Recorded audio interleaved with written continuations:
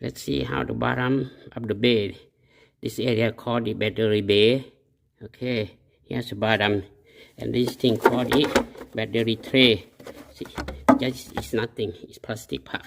Slide in there. We can take it out and clean it. Now at the bottom, okay, these two holes is for battery tray. Okay, in there you see a lot of corrosion back down there. So use anything like a toothbrush,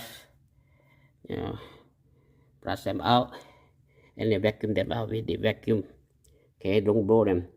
Just you have a chance to see this area to check something they are routing, the surrounding, just in case something broke or they made something like that. There's nothing wrong, just do the cleaning. Okay, hold on, I will do the cleaning here.